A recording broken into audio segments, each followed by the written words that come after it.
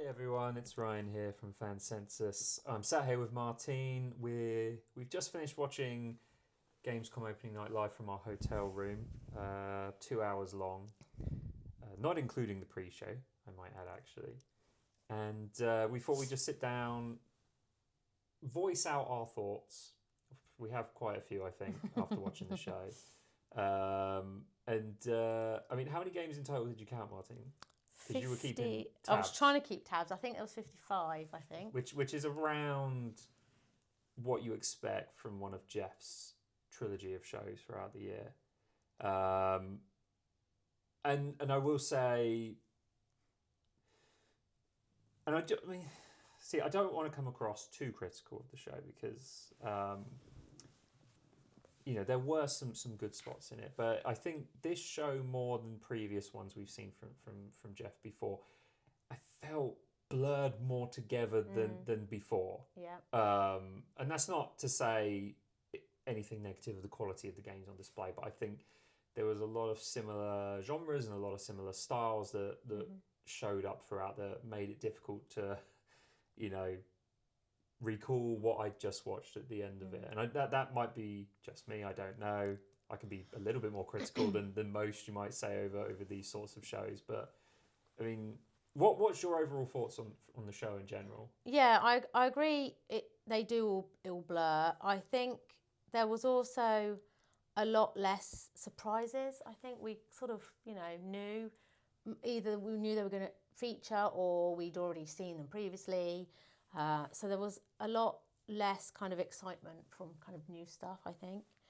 But yeah, I mean, 2 hours is quite long to concentrate and remember each individual game. Certainly those ones in the middle all tend to sort of blur together a little bit.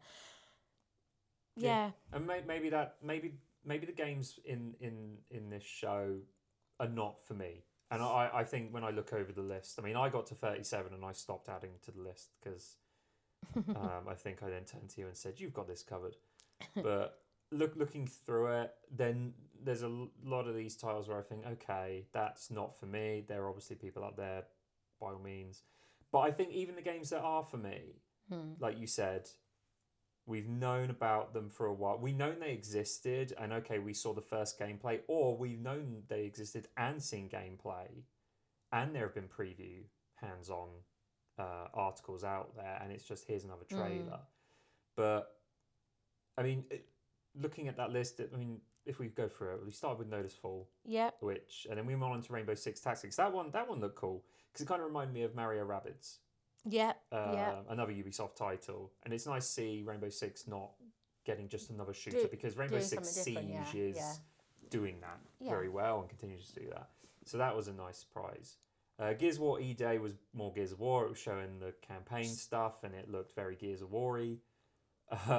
Very, very keen to emphasise that it's an Xbox exclusive as well. Yeah, I think I heard it twice or three times. Definitely, emphasising that. Yeah.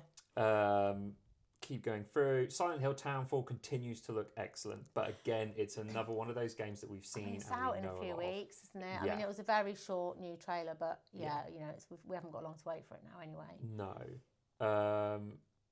Loathsome looked interesting, but not enough shown to really get a sense of what that was. I quite liked I found Loathsome quite reminiscent of those games like Flow and Flower and Journey. I was about to say it had a very Journey vibe kind to of it. Feel and vibe, and definitely. It sounded like audio had a role to play in it as well to some degree. Yeah, I'd like to see a bit more of that because that felt like it could be one of those kind of quite relaxing games to just play. Chill out with. And that was a new announcement, I believe. It was a new announcement, I think. Which, as I say, was a bit rarer in this show. Mega Man, I'm always up for another Mega Man, great. Rayman Legends, I've been fortunate enough to play that demo or play that game to some capacity already, and it is Rayman Legends with a new visual style, and that's great. I mean, Rayman Legends is one of the greatest 2D platformers out there at the moment, so if you haven't played it, then absolutely look at that. But again, it was a game that we'd seen and we knew about. PUBG with Dead.net, I My PUBG knowledge is not strong, so I don't know if that's a new update or a new game or what, but that was in there. Control Resonant, you like look of, and of course we know a lot and it's about again, that. it's not far off, is it? That's coming soon. So. And after that, I put Vampire Game because I missed the title. Blood of Dawnwalker. And I also then copied Martine afterwards to get Blood of Dawnwalker because I sort of like just saw it. And at first I thought it was The Witcher 3 for some reason, and then obviously it came to my senses. I mean, I do love a vampire, so, you know. Yeah. That's out very soon, I believe. We had a Game of Thrones game.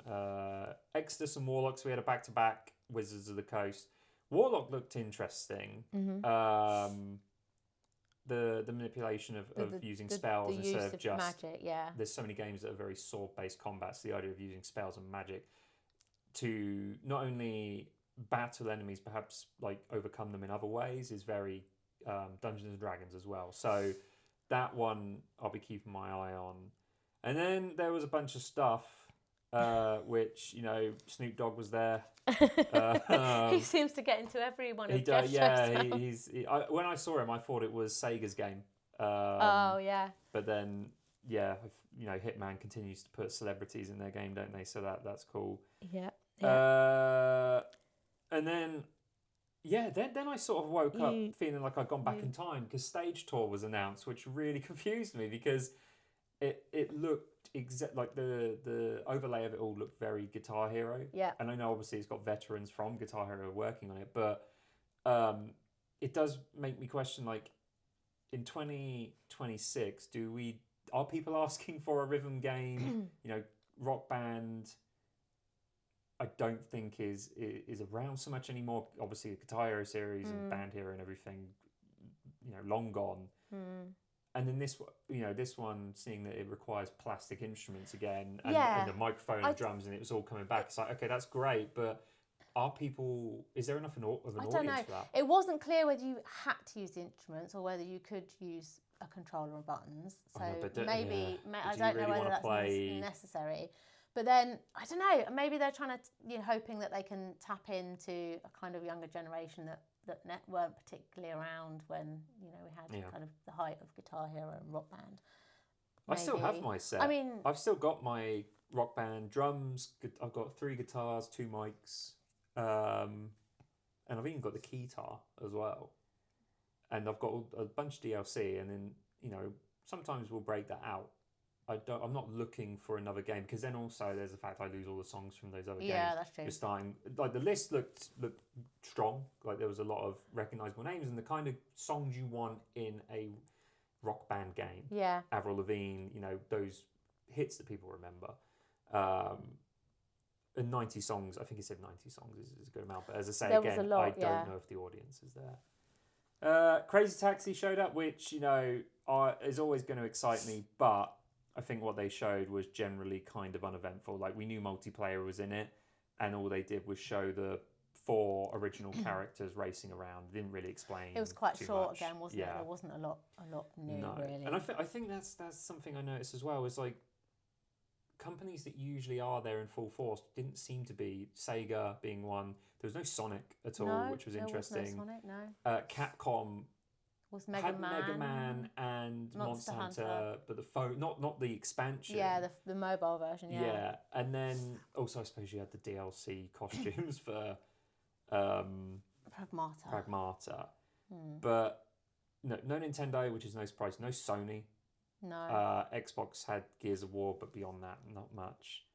Ubisoft, you know, obviously came out with 2 games, which I think in the past they've not been as present.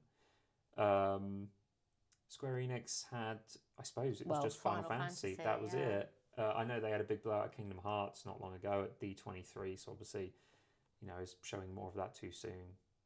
But it's interesting that next year they've got both Final Fantasy and they've got Kingdom Hearts, so they actually have 2 rather significant releases coming.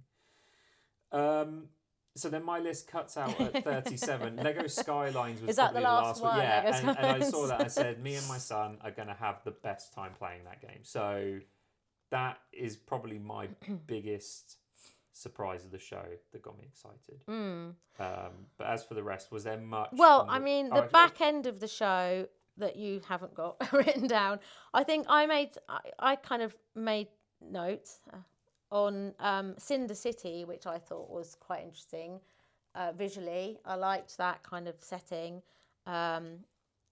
although I think it's a shooter, so I'm not sure how different it's going to be from a gameplay point of view. But I did like the kind of visuals and the way it looked. I'll tell you word for it, because I And you don't remember because you. I cannot.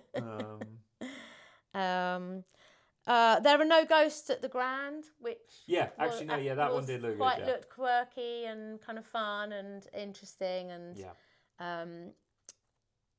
actually there wasn't a huge amount of horror games actually, and there has been in the last few years. There's been kind of a spate of horror games, so I think we were lacking a little bit with horror games, but this kind of quirky, interesting, fun. We had Silent Hill.